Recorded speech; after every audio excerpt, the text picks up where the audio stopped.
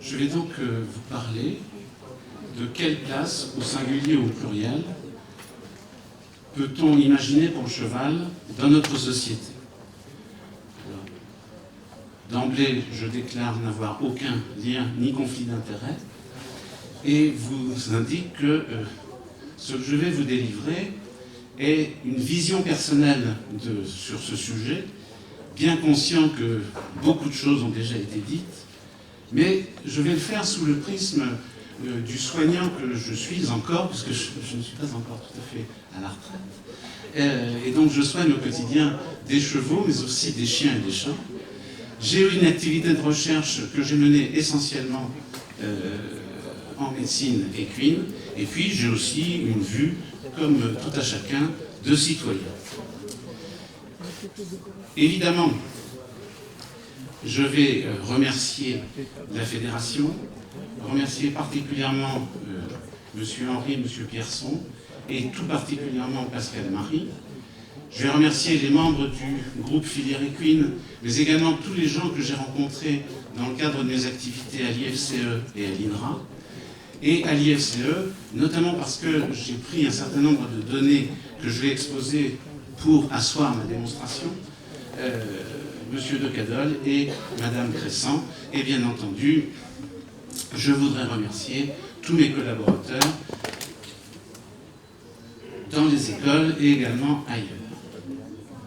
Alors, monsieur le député, mesdames les directrices, mesdames, messieurs les directeurs, distingués participantes et participants, vous dirais-je, avec le recul du temps, et après avoir assisté à toutes ces conférences, toutes meilleures les unes que les autres, données par un aréopage de spécialistes dans leur domaine d'expertise, ma réelle appréhension d'intervenir en dernier pour vous livrer sinon une synthèse de mes points de vue, en tout cas ce que je pense tout à fait modestement, à travers donc le prisme de mes activités que j'ai citées avant, en soulignant avoir pu bénéficier de travailler aussi dans d'autres espaces que ceux de la clinique, avec cette chance sans cesse renouvelée, jusqu'à ce colloque, de faire de belles rencontres, dont la modératrice de cette session, toujours enrichissante et éclectique, autant d'éléments qui m'ont permis de construire des pistes de réflexion possibles sur la place du cheval dans notre société,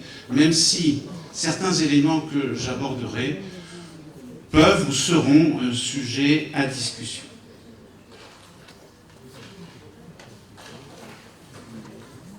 Alors, excusez-moi, parce que je n'ai pas l'habitude de faire comme ça. Donc, globalement, nous allons essayer de voir quelle relation veut-on avoir avec le cheval, quels sont les différents registres d'interaction possibles, et je vais aborder les nécessaires et légitimes questionnements du sens actuel de nos relations avec lui, dans un monde où il n'est plus possible de mal considérer l'animal, mais aussi dans ce même monde où il apparaît parfois déraisonnable de nier les différences qui existent entre l'animal et l'homme.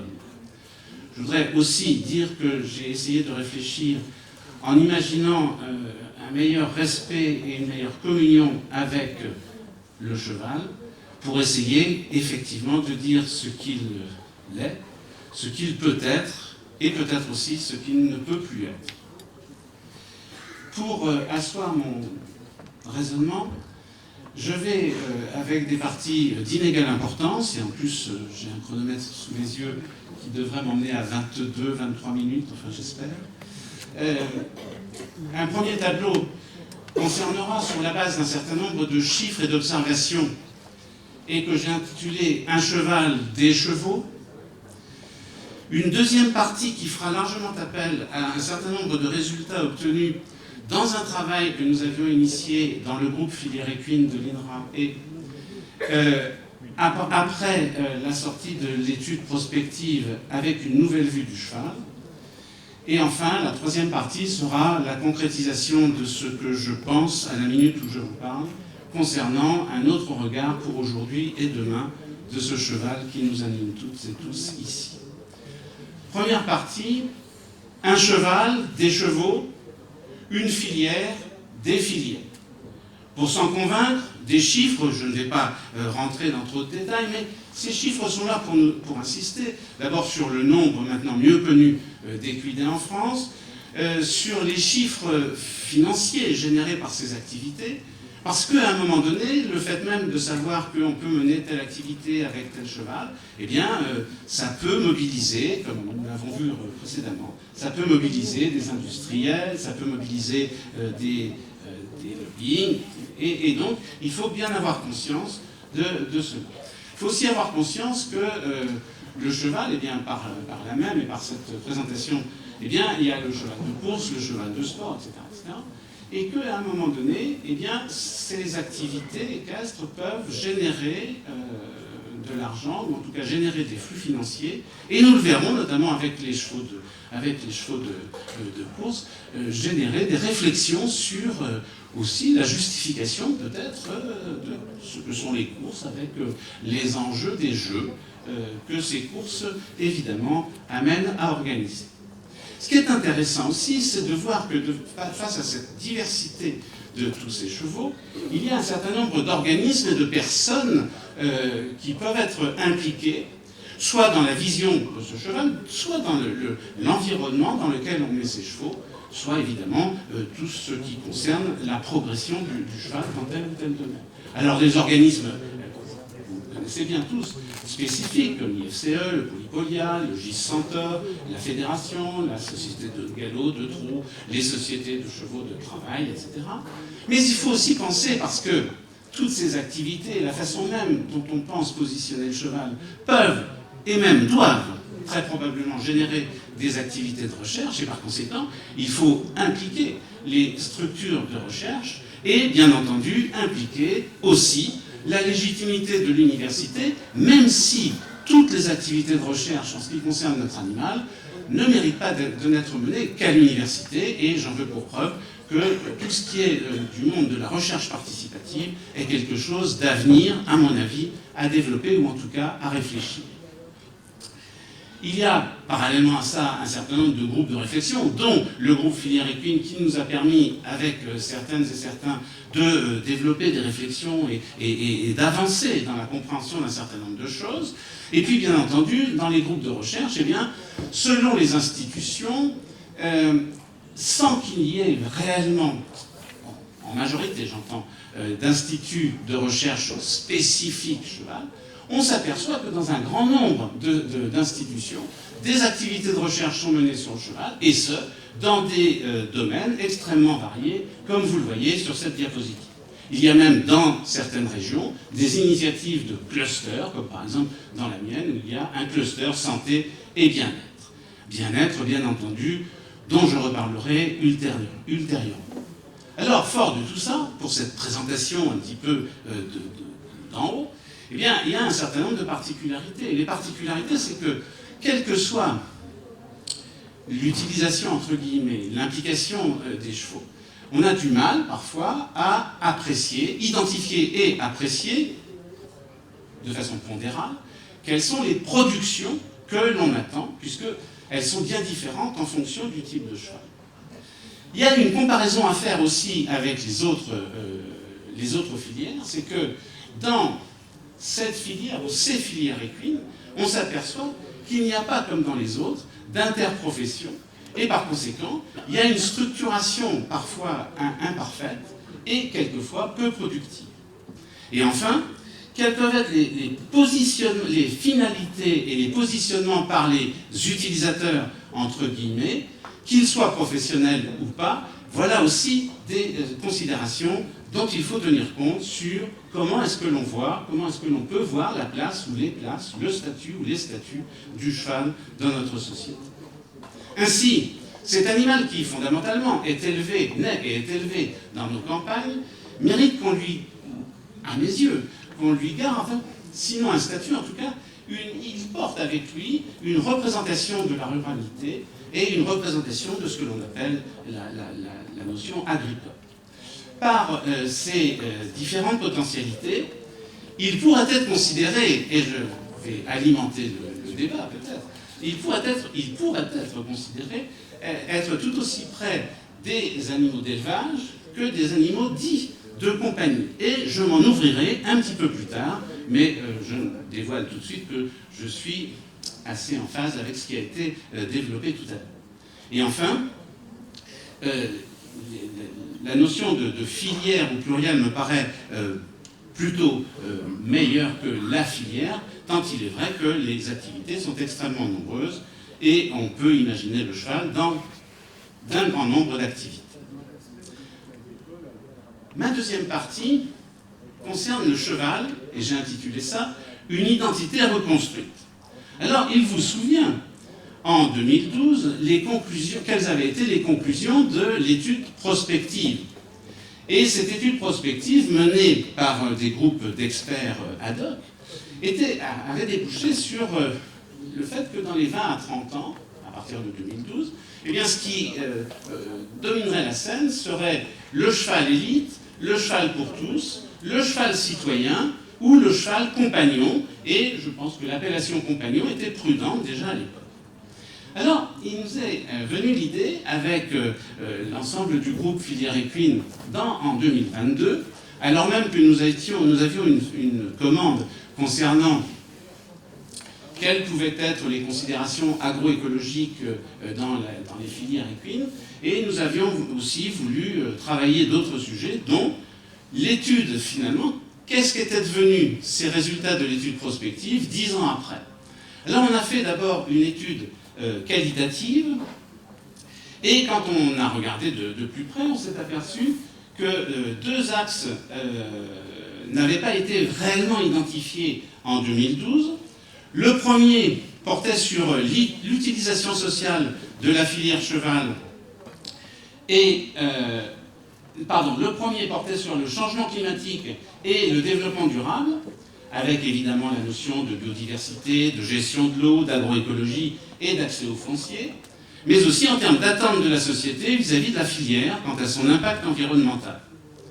Le deuxième axe, non imaginé totalement, portait sur l'utilité sociale de la filière cheval, avec notamment, cela avait été déjà identifié, mais tout ce qui serait développé autour du cheval médiateur, de l'utilité sociale du sport de haut niveau, de l'utilité sociale du sport loisir, de handisport, de profils différents des acteurs, de l'utilité et l'identité du cheval territorial. On a aussi fait une analyse rétrospective en soulignant bien qu'il y avait deux problématiques transversales qui demeuraient quand même prégnantes, la professionnalisation et la non-professionnalisation, l'association de ces deux situations des différents acteurs, et la structuration de l'offre de produits et de services. Alors, concernant l'analyse chiffrée, et c'est là où M. Decadol nous a été d'une grande utilité, nous avons interrogé les membres du groupe filière, et nous avons attribué des notes comme cela vous est indiqué ici, ce qui fait que la note maximale donnait un poids à l'item, à l'intérêt qu'il fallait porter à l'item. Alors, on retrouve que finalement, tous à cheval et le cheval compagnon, dans cette analyse semi-quantitative, arrivaient en tête. Et puis, je vais successivement montrer qu'un certain nombre de points qu'on pourrait considérer être comme des choses à retenir sur la base de travail que je proposerai volontiers à la fin de mon intervention.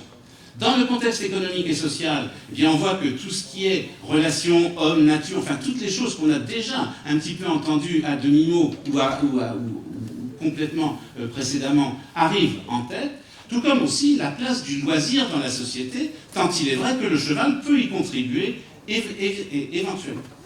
Concernant les politiques publiques et réglementations, eh bien, on voit apparaître, même si j'y reviendrai un petit peu plus tard, la notion de réglementation sur le bien-être des chevaux, en élevage, en utilisation, le transport, détention, et n'oublions pas un terme qui n'a pas encore été cité aujourd'hui, ni hier, le dopage. Concernant la représentation du cheval, eh bien, il y a toute cette notion de sensibilité à l'image du cheval pour satisfaire le rêve et répondre aux demandes de loisirs, même si cela peut être éventuellement d'emblée nécessiter un certain environnement, et on retrouve aussi les préoccupations relatives au bien-être. Concernant l'organisation et stratégie des acteurs, on retrouve la diversité de l'offre d'équitation et la pédagogie d'enseignement de l'équitation loisirs, sportive et autres. Concernant l'organisation des productions, on retrouve tout ce qui est technique de production, donc zootechnie au sens large du terme. Et en ce qui concerne l'innovation, eh bien, on retrouve bien entendu l'amélioration de la santé, du bien-être, des performances. Et puis, concernant les activités scientifiques, une emphase arrive toujours en tête sur la génomique et le comportement, grande importance. Concernant la révolution numérique, curieusement, très peu de choses avaient été identifiées il y a 12 ans sur l'intelligence artificielle, ce qu'il faudra éventuellement introduire dans nos préoccupations, même si arrive quand même en tête Big Data et mise en réseau des données, mais je pense que là, il faudrait aller plus loin et transformer cet item. Et puis enfin, concernant le développement durable, eh bien, les risques sanitaires et les préoccupations agroécologiques, et dans la relation homme-animal, eh bien, on retrouve à nouveau les notions d'association animaliste dont il nous faut tenir en compte, et l'évolution des attentes à nouveau concernant le bien-être. Alors, pour conclure cette deuxième partie, eh bien, on peut se poser la question, quid dans 10, 20 ou 30 ans? Et là, on a la démonstration qu'il faut dès à présent anticiper, renouveler la réflexivité qui avait sous-tendu la démarche prospective, en tenant compte des contextes que je qualifie à curseur variable, avec des sensibilités et des appréhensions différentes, variées et parfois antagonistes. Ma troisième partie, c'est donc l'autre regard que l'on peut avoir sur le cheval, un petit peu comme les autres animaux. Alors, sur ces changements de regard, vous raconterai-je toutes les anecdotes que j'ai connues dans l'activité de soins des chevaux à la clinique à l'école vétérinaire de Lyon, pour vous dire l'attachement d'une famille entière pour un cheval à qui ils viennent rendre visite en hospitalisation, les drames que consiste une euthanasie en situation difficile, les excès dans l'exigence d'une médicalisation du cheval considéré par trop souvent comme un strict animal de compagnie. Bref, dans mes 41 années de médicalisation du cheval, je peux vous dire que les choses ont considérablement changé et la position même du cheval en tant que soigné a changé véritablement dans l'esprit des gens. A changé aussi parce que dans tous les registres, on peut reconnaître une surmédicalisation, un surdiagnostic. On peut aussi reconnaître parfois certaines errances thérapeutiques, parfois même qu'on pourrait appeler de délinquance thérapeutique, dans une surmédicalisation éhontée et dans des contextes peu structurés et peu réfléchis. J'irai dans d'autres registres en disant que, évidemment, moi, les propriétaires de chevaux que je soigne, souvent, je m'interroge où est la limite entre le rationnel, le passionnel, l'émotionnel. Et à l'inverse, quand j'ai affaire à des gens qui sont dans l'élevage, eh bien, on a parfois des relations beaucoup plus pragmatiques par rapport à des objectifs thérapeutiques et des objectifs à atteindre. Alors, évidemment, changement de regard sur le bien-être. Vous me permettrez de citer la toute récente enquête européenne sur le bien-être. Donc, enquête, c'est le biobaromètre, comme on l'appelle. Et donc, un certain nombre de citoyens européens sont interrogés sur le bien-être. Eh bien, dans ce document, vous serez surpris de voir que si vous tapez « rechercher cheval », vous ne le trouvez qu'à 2 endroits, car les citoyens européens ne sont intéressés que par la qualité de l'élevage des chevaux qui seront destinés à une activité sportive.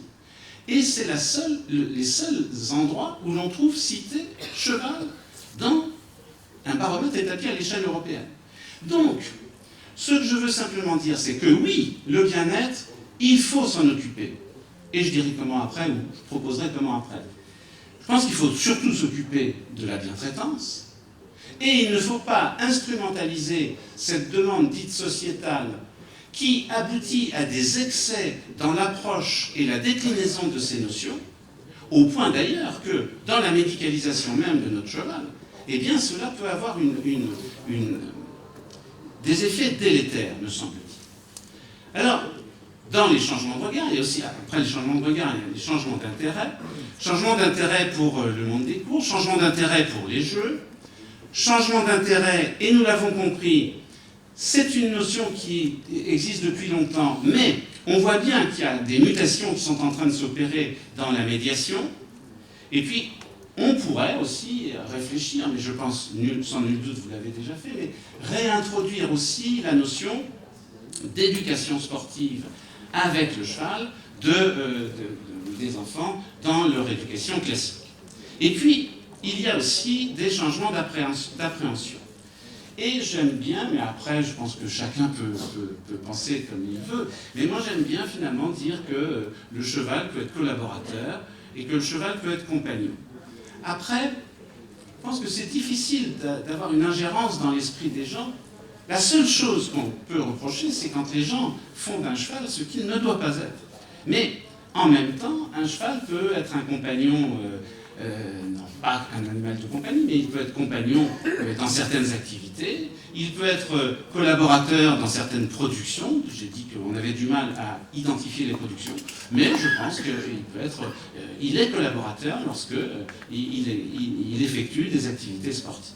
Alors, en conclusion partielle de cette troisième partie, moi ce que je voudrais dire, c'est que ce que je vois avoir changé beaucoup ces dernières années, c'est la prégnance de l'importance de l'éthologie, l'importance de l'anthropologie dans une approche, qu'est-ce qu'on pense que cette population veut faire du cheval dans sa vie, et l'importance de la sociologie. Alors, ça peut paraître curieux pour le vétérinaire que je suis, mais je pense que ces notions sont extrêmement importantes, jusque et y compris dans l'exercice au quotidien de ma profession. Alors, avant d'en arriver à une conclusion finale, donc je rappelle simplement qu'il y a des changements profonds et non définitifs de nos regards. C'est place ou place au pluriel, position ou position au pluriel. En tout cas, je pense qu'il faut qu'avec les chevaux, nous ayons un partage d'objectifs communs et de passions communes. Et l'image tout à l'heure de ce cheval qu'a présenté Vérène est là pour en attester. Je pense qu'il faut maintenir en respect, notamment avec les jeunes et moins jeunes, maintenir en respect la limite entre vénération, admiration, raison, passion, mais aussi il faut savoir que chacun doit avoir sa place. Comme je le disais, je pense que les règles de bientraitance doivent s'appliquer et le bien-être doit être évalué, et on ne peut pas se réfugier derrière l'utilisation, le bien-être, parce qu'au fond, derrière ça, les gens croient bien faire, mais n'évaluent pas ce qu'ils font en croyant bien faire. Et ça, c'est très important. Donc, à un moment donné, il y a des actes de bientraitance, et ensuite, pour contribuer au bien-être du cheval, on évalue le bien-être du cheval. Et enfin, quelles que soient les activités, une réflexion éthique doit nous permettre de rester dans les limites du raisonnable, dans nos relations intimes avec le cheval, dans les demandes de collaboration. Et je pense aussi qu'une notion qui n'a pas été véritablement abordée tout de suite, c'est celle de notre nécessaire prise de conscience, de la conscience de nos animaux, et en particulier de la conscience du cheval. De là à lui prêter des sentiments partagés, je ne sais pas ce qu'il faut faire, mais en tout cas, je crois qu'il faut tenir en compte du fait que les animaux ont une conscience qui n'est pas la même que nous, qui n'est pas la même entre les animaux, mais il faut en tenir compte. Et Vérène ne m'en voudra pas, je pensais 25 minutes, donc j'ai encore 1 minute, mais pour la suite, et je ne voudrais pas perdre l'auditoire, je vous proposerais volontiers de faire appel à des notions de syndynique. La syndynique, c'est la science des dangers. Et si on regarde comment on construit une démarche syndynique, eh bien on construit ça sous la forme d'hyperespaces, et ces hyperespaces sont définis par des axes, et vous voyez qu'il y a l'axe du modèle, l'axe des règles, les objectifs, les valeurs et les faits. Évidemment, quand tout ça va être examiné, il va y avoir un certain nombre d'identifications de déficits, qu'ils soient culturels, organisationnels ou managériaux. Et je me suis dit, alors, si on faisait ça, quels seraient les dangers qu'on pourrait identifier pour le cheval? Eh bien, là, pas pour moi, je Je pense que les dangers que j'ai identifiés, c'est d'abord la méconnaissance de la réglementation, parce que le cheval se retrouve au milieu de multiples réglementations tous azimuts. La méconnaissance de recommandations, comme par exemple les recommandations qui ont été édictées par une commission de l'Assemblée sur le bien-être des chevaux aux Jeux Olympiques en 2024. La méconnaissance des avancées en recherche, la méconnaissance des définitions, et moi je suis désolé, alors je parle strictement pour moi, mais quand j'entends trop souvent les gens dire qu'ils ont de l'empathie pour leur cheval, si on en revient à la définition de l'empathie qui signifie la capacité de s'identifier à autrui, d'éprouver ce qu'il éprouve, je m'en sens parfaitement incapable. Par contre, je suis capable de penser qu'il a une conscience et qu'il peut ressentir des émotions. Ça oui, mais le fait de dire que je peux avoir de l'empathie pour ce cheval, j'ai déjà beaucoup de mal à identifier les situations pour lesquelles l'empathie réelle peut être affirmée dans la relation entre deux êtres, que je maintiens ça en respect. Et quel danger aussi pour le cheval? Eh bien, le danger, c'est aussi d'imaginer un cheval surentraîné, super athlète, un cheval surexploité, un cheval, excusez-moi, mais je rencontre des gens un petit peu comme ça, un cheval un petit peu bêtifié, idéalisé, avec un positionnement tel que ça n'est pas une position totalement légitime, un cheval mal estimé bien sûr, et puis un cheval animal de compagnie, contraint, trop instrumentalisé, que l'on considère qu'un cheval peut être un compagnon, oui, un animal de compagnie, je ne le pense pas. Alors, ce que je propose, c'est d'appliquer cette approche syndinique au cheval, avec une approche systémique, avec tous les intervenants par filière pour un cheval donné, une vision d'un cheval donné, avec les bons intervenants et bien sûr la pluralité, et ensuite de faire appel à la pédagogie nécessaire. Vous retrouverez sur cette diapositive la déclinaison de ceci, et en conclusion générale, eh bien, vous voyez que imaginer et penser les différents statuts du cheval nous impose une réflexion et une prise de conscience de notre capacité éthique à affirmer et à améliorer, en tenant absolument compte des contextes et contraintes sociaux, socio-économiques, ethnologiques, anthropologiques, socio-psychologiques, et aussi avec des considérations de responsabilité sociétale, avec toutes les contraintes nécessaires en agroécologie. Mener ces démarches et appréhensions sur des sujets précis, dans un environnement scientifique où l'approche factuelle, avec des niveaux de preuve, des résultats obtenus, avec honnêteté et intégrité scientifique, sans négliger un nécessaire empirisme éclairé et prudent. Me voilà au terme d'une démonstration peut-être difficile, mais qui m'a fait beaucoup réfléchir et j'ai voulu la partager. Alors, pour finir par une épanadyclose, vous dirai-je combien, au terme de cette intervention, j'ai cette fois une autre appréhension que celle initialement annoncée, tout simplement celle de ne pas avoir fait 100% de mécontents parmi vous. Je vous laisse repartir avec un certain nombre de mots-clés et vous remercie pour votre attention. Merci infiniment, c'était très bien, je crois que vous n'avez perdu personne. Est-ce qu'il y a une question, professeur Cadoré? Oui, Michel Faucon.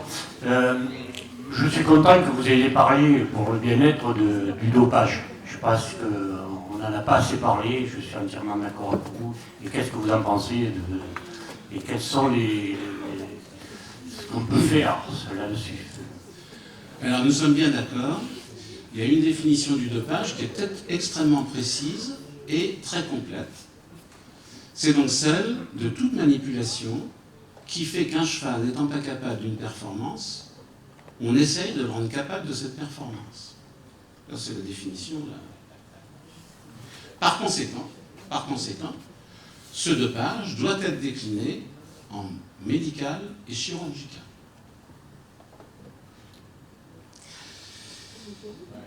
Et ça, non, mais c'est un point extrêmement important. Enfin, moi, je peux parler de ça maintenant, puis j'étais dans une position universitaire, je sais que c'est compliqué d'être au turbin, etc. Mais quand même, les névrectomies, et tous ces chevaux à qui on enlève des morceaux d'OCD,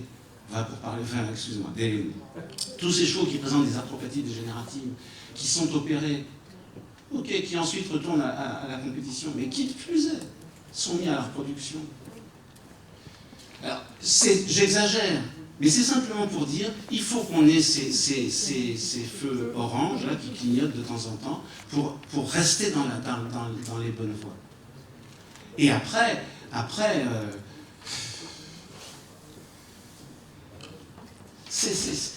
chacun fait ça en conscience, mais quand même, quoi. Faire des infiltrations, faire des choses, tout ça pour... est-ce que c'est... Moi, je vous l'ai dit, bon, je dis intégrité, honnêteté scientifique, voilà, parce que je pense à ça. Et des errances thérapeutiques, et des nouvelles thérapeutiques proposées sur des tendons, sur des choses, etc. Quand on n'a pas la démonstration, la preuve, c'est emmener les gens dans des histoires qui, en plus, on ne peut pas leur en vouloir ensuite qu'ils les achètent et qu'ils les désirent. On les a mis en situation de les désirer. Enfin, je vais un petit peu loin peut-être, mais voilà, je pense que c'est pas facile la médicalisation du cheval. Et c'est pas facile non plus de résister à la demande de médicalisation, et parfois à une médicalisation irrationnelle. Quelqu'un a parlé, c'est très intéressant de s'intéresser au statut d'infestation parasitaire des chevaux de Przewalski. Mais aujourd'hui, qui ne fait pas 4 antiparasitaires par an sur son cheval, qu'il soit en boxe, qui n'aille pas dans les pâturages infestés, qui ne soit pas parmi les 80% de chevaux qui ne vont pas être infestés dans un coup. Ah, il y a encore du travail à faire. Merci. Oui. Voilà, je voudrais juste partager aussi le point de vue qui vient du sport de très haut niveau humain, parce que c'est un peu mon univers dans lequel j'étais il y a quelques années auparavant. Et en lien un petit peu avec l'intervention de Ludovic tout à l'heure sur des forces peut-être qui me semblent être, en tout cas ça évoque chez moi, très humblement deux témoignages. Le premier, ça m'évoque beaucoup les travaux de Cynthia Fleury sur la clinique de l'intimité, par exemple, où vraiment elle interroge cette notion-là de care, de soins, où est-ce qu'est la limite, où est-ce qu'on est. Est-ce que le sport de très haut niveau, c'est du care extrême, ou est-ce que c'est au contraire? Et c'est là où j'en viens le partage que je souhaite avoir, c'est qu'aujourd'hui est extrêmement questionné, je trouve que c'est heureux, cette violence légitime de la haute performance. C'est-à-dire qu'elle n'est pas légitime. Il y a un profond intérêt aujourd'hui de questionner l'éthique en termes de recherche de haute performance. Et je pense que ça, c'est un point clé dans la haute performance. C'est-à-dire qu'on ne peut pas légitimer la violence au motif qu'on cherche une performance de haut niveau. Et je crois, en tout cas, ça résonne très fort ce que vous avez proposé. Et je trouve ça non seulement brillant, mais en plus vraiment fondateur. Et je crois que cette approche syndicale que vous évoquez, elle me semble être fondatrice et féconde. Je pense qu'il est assurément raisonnable de laisser passer les JO et de relancer une réflexion sur ce que doit être la performance au sens large du terme. Mais c'est très important ça, parce que certains organismes sont représentés dans la salle, mais à un moment donné, on peut aussi s'interroger sur la légitimité scientifique de mener des travaux de recherche pour faire sauter un cheval 10 cm de plus, ou Dieu sait quoi. Enfin, est-ce qu'on n'aurait pas intérêt à mettre davantage d'argent sur une meilleure bientraitance de l'environnement et du logement des chevaux? Voilà, enfin moi je suis là pour provoquer un petit peu, mais je préférerais avoir des chevaux, beaucoup moins de chevaux parasités et qui toussent, mais qui courent un peu moins vite, mais qui soient bien. Voilà, c'est plutôt mon credo.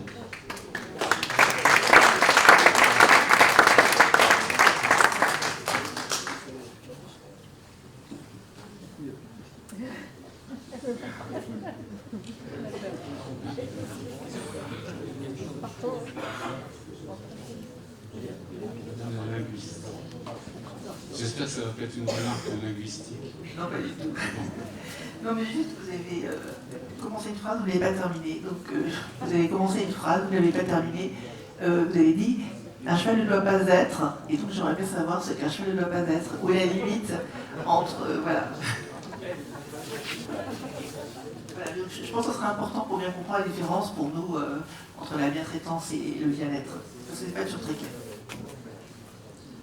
Ah, alors sur la bientraitance et le bien-être, ce que je veux simplement dire, c'est que on a des écrits comme la charte, moi j'ai fait partie des experts là, pour la charte de bien-être, dont je trouve que la diffusion est assez limitée. Enfin, il ne me semble pas qu'elle soit, que tous les cavaliers, que tous les centres aient reçu cette charte de bien-être.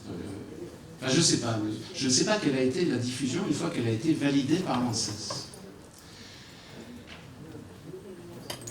Tout acte qui permet d'apprécier qu'un animal est dans un état de bien-être est un acte de bientraitance. Mais je ne suis pas autrement persuadé, là aussi je vais, c'est un petit peu ironique, mais que toutes les jeunes cavalières achètent des bonbons à leur cheval et le donnent. Je ne suis pas sûr que ce soit ça, et il ne faut pas les laisser croire que c'est de la bientraitance. C'est totalement autre chose. Enfin, non mais voilà, ça c'est...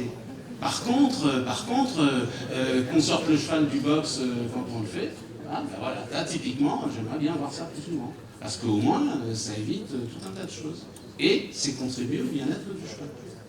Au fond, moi j'ai pas d'autre avis à vous dire que je pense qu'il faut que le cheval, ce soit le cheval, quoi. Il ne faut pas le changer. Il est ce qu'il est. Et pourquoi est-ce qu'on... Non, mais je pense vraiment qu'on puisse l'emmener vers des choses un peu perfectibles. Oui, mais un cheval, il doit rester cheval.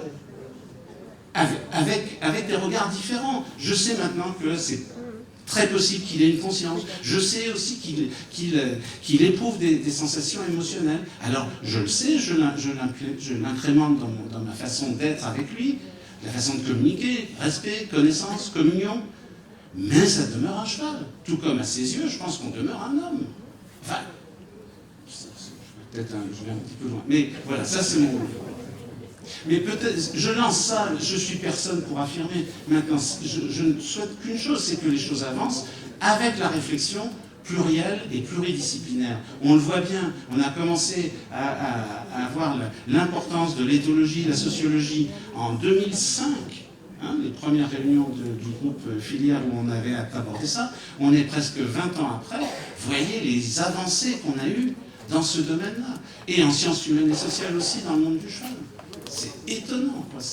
Et j'assume qu'on a encore à faire et que les 10, 15, 20 ans qui viennent, on va encore augmenter nos connaissances et nos performances. Enfin, voilà. Oui. Je voudrais vous remercier et vous féliciter de la qualité de votre prestation. Il est clair qu'à l'heure actuelle, nous sommes confrontés à l'assimilation de l'animal comme une personne. Ce qui fait que le problème du vétérinaire que vous évoquiez tout à l'heure, il se pose la question de savoir s'il doit soigner ou le propriétaire. Oui, Et il faut faire psycho quand on fait veto à l'heure actuelle. Et on a souvent affaire maintenant à des vétérinaires qui sont plus des commerciaux que des thérapeutes. Et là, il y a un vrai danger qui se développe. Alors, merci beaucoup, monsieur. Et puisque vous parlez de ça, certains ont dit derrière les mots, il y a des concepts. Ça, c'est ma façon aussi de penser. Je ne suis pas autrement persuadé, mais je le dis prudemment parce que ça a été prononcé précédemment. Moi, je ne suis pas persuadé qu'il soit légitime de parler de personnalité pour un cheval.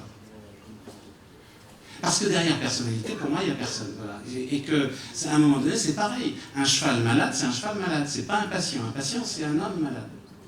Et vous voyez, derrière des mots comme ça, si on laisse les gens s'approprier un mauvais vocabulaire, eh bien, on débouche vers des mauvaises appréhensions et vers des choses qui, quand on commence à considérer son animal, c'est déjà compliqué d'avoir un animal. C'est encore plus compliqué de l'avoir malade. Mais de voir parfois, honnêtement, de voir parfois la charge émotionnelle des propriétaires d'animaux malades et leur exigence vis-à-vis du personnel soignant, qu'ils n'ont pas forcément vis-à-vis du personnel soignant en lui-même. Et pour le coup, qui n'ont pas forcément une même démarche empathique avec leurs proches malades, il y a de quoi s'interroger parce que le vétérinaire que je représente ici, il a sa part de responsabilité aussi à tenir. On fait partie d'une grande famille médicale. On n'a pas le droit de laisser les gens penser n'importe quoi sur la maladie. Vous comprenez ce que je veux dire? Et dire que chez le cheval, on va soigner avec de la poudre de perlimpinpin telle tumeur, et puis que chez l'homme, ces tumeurs-là, on ne sait pas les soigner, il faut aller là-dedans. Alors bon, je parle, enfin, ouais, c'est ce que je pense. Mais c'est vrai.